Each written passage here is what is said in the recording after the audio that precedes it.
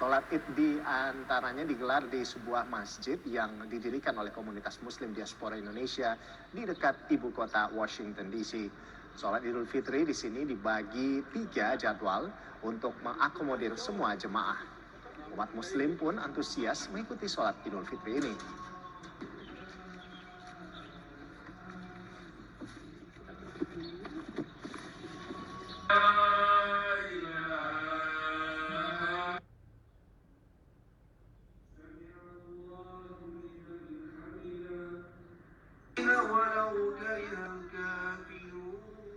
Dan pemirsa, untuk laporan selengkapnya terkait sholat Idul Fitri di Amerika, kita telah terhubung dengan jurnalis VOA Valdia Baraputri di Silver Spring, Maryland. Selamat malam. Nah, bagaimana suasana di sana dari pantauan Anda sejauh ini?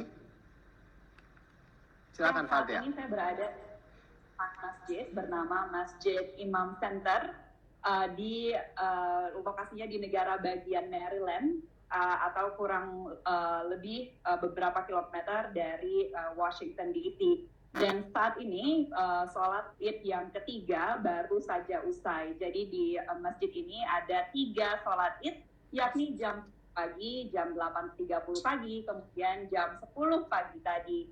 Tentunya yang paling ramai dan yang paling padat itu yang jam 10 pagi tadi. Namun semua orang atau jamaah yang datang ke Masjid Imam Center ini tetap bisa melaksanakan sholat Id di dalam ruangan masjid. Masjid Imam Center sendiri ini bisa menampung sampai 300 jamaah begitu. Dan seperti yang saya sampaikan tadi bahwa jadwalnya ada 3, ini untuk mengakomodir dan menampung semua jamaah yang ingin beribadah sholat Id di sini. Jadi boleh tolong kenapa? Jadi di Amerika Serikat. Gimana Mas Adi? Halo? Iya, Valdia, silakan Valdia. Lanjut ya. Di Amerika Serikat ini atau Idul Fitri ini bukanlah public holiday atau hari libur nasional maupun cuti bersama begitu seperti di Indonesia. Jadi 3 jadwal sholat ini penting untuk mengakomodasi waktu semua orang yang bentrok bisa jadi dengan kegiatan pekerjaan, perkantoran maupun sekolah. Jadi meskipun tidak menjadi libur nasional, pemerintah itu memberikan keleluasaan bagi pemerintah daerah maupun dewan-dewan di daerah maupun kota untuk menentukan sendiri begitu bagaimana kebijakannya. Seperti misalnya di negara bagian Maryland tempat saya melaporkan saat ini, Dewan Sekolah di negara bagian ini memiliki kebijakan untuk meliburkan sekolah-sekolah di sini. Jadi tentunya itu disambut dengan baik oleh umat Muslim di sini karena bisa lebih leluasa lagi untuk merayakan Idul Fitri. Jadi meski bukan libur nasional seperti di Indonesia atau menjadi kegiatan mudik nasional begitu, tetapi masih ada kesempatan untuk merayakan Idul Fitri dengan keterbatasan-keterbatasan yang ada. Sedikit mengenai Masjid Imam Center di belakang saya ini,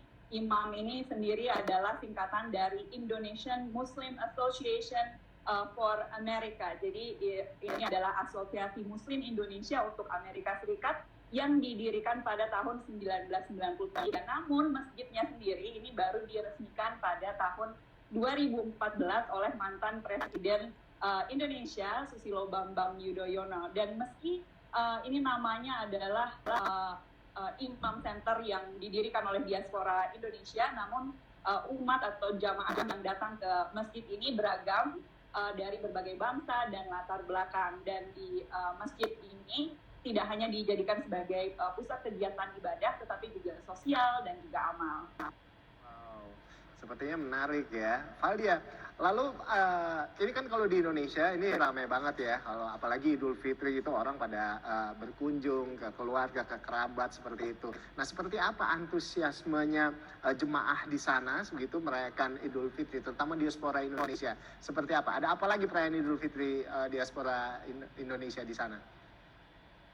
Ya, jadi meski tidak dalam suasana yang sama seperti di Indonesia begitu ya, suasana mudik lebaran, cuti bersama di mana orang-orang bisa berkumpul dengan lebih leluasa. Namun diaspora Indonesia yang datang ke Imam Center ini, ke masjid ini masih bisa bersilaturahmi dengan diaspora Indonesia di sini.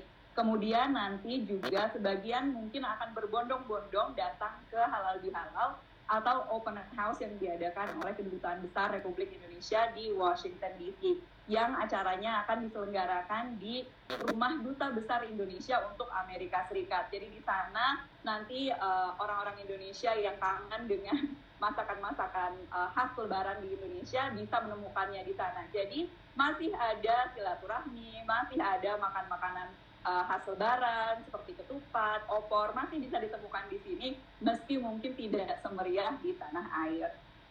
Baik, Valdia paling nggak bisa ngerasain opor, ketupat, sama rendang mungkin ya.